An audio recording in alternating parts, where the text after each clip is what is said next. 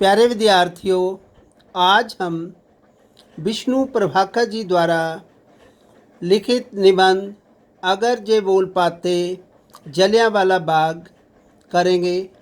विष्णु प्रभाकर ने अनेक कहानियाँ, नाटक, उपन्यास और निबंध लिखे हैं। साहित्य सेवा के लिए उन्हें अनेक पुरस्कारों से सम्मानित किया गया है। आपकी रचनाओं में स्वदेश प्रेम, राष्ट्रीय चेतना और समाज सुधार का स्वर प्रमुख रहा है। प्रस्तुत निबंध अगर ये बोल पाते जलियांवाला बाग उन्हीं की एक प्रमुख रचना है। इसमें जलियांवाला बाग ने अपनी दर्द भरी कहानी इस तरह बयान की है कि पाठकों की आंखों के सामने जलियांवाला बाग में हुए नरसंहार का चित्र स्वतः ही दिखाई देने लगता है। जलियांवाला बाग कहता है कि मेरे ऊपर जो अत्याचार हुआ उसकी मिसाल शायद सारे संसार में नहीं है। वह आगे कहता है कि किस तरह मेरी आंखों के सामने हजारों निहत्थे लोगों को जनरल डायर ने अपनी गोलियों से भून दिया। इस गोलीबारी ने सिख, हिंदू, मुसलमान, मर्द, औरत, बच्चे सभी को मौत की गोद में सुला दिया। मेरा सारा शरीर लाशों से भर दिया।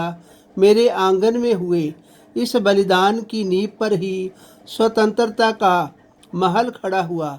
आओ मेरे आंगन में शहीदों को याद करें और उनके द्वारा दी गई स्वतंत्रता की रक्षा करें। निस्संदेह विष्णु प्रभाकर ने इस निबंध में बड़े प्रभावशाली और हृदयस्पर्शी ढंग से पंजाब की कभी भी ना भूलने वाली उस ऐतिहासिक घटना का बड़ी ही मार्मिक चित्रण किया है, जिसने भारत को आज़ाद करवाने में महत्वपूर्ण भूमिका निभाई। प्रस्तुत निबंध की भाषा सरल, सरस एवं भावपूर्ण है। प्रस्तुत निबंध आत्मकथा शैली में लिखा गया है। जलियांवाला बाग अपनी कहानी अपनी जवानी सुना रहा है। जलियांवाला बाग कहता है कि रविवार का दिन, बैसाखी का त्यौहार 13 अप्रैल सन 1919 संध्या के 4:30 बजे थे। मेरे आंगन में एक विशाल जनसभा का आयोजन हुआ था। डॉक्टर किचलू का चित्र कुर्सी पर रखा था। गांधी जी ने रॉयल्टी एक्ट के विरोध में देशव्यापी हड़ताल का आह्वान किया था। अंग्रेजी सरकार ने सभा से एक दिन पहले मार्शल लॉ लागू कर दिया था। सारे नेताओं को गिरफ्तार कर लिया था। इस पर भी सभा हुई। सभा अभी शुरू भी नहीं हुई थी कि जनरल डायर फौज को लेकर वहां आया और बिना चेतावनी दिए अंधाधुंध गोलियां चला दी। लोगों ने गोलियों की बौछार से बचने के लिए वृक्षों की आड़ ली, दीवारों पर चढ़ने की कोशिश की। मेरे आंगन में एक कुआं था। लोग घबराकर उसी कुएं में कूदने लगे।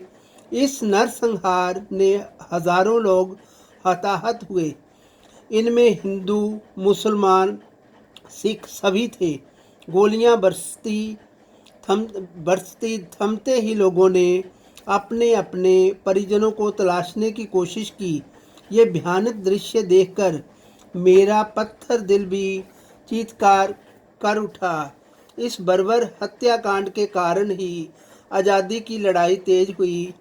मेरे आंगन में होने वाले उस महान बलिदान की नींव पर ही स्वाधीनता का महल खड़ा हुआ। मुझे गर्व है कि मेरा देश आज़ाद हुआ।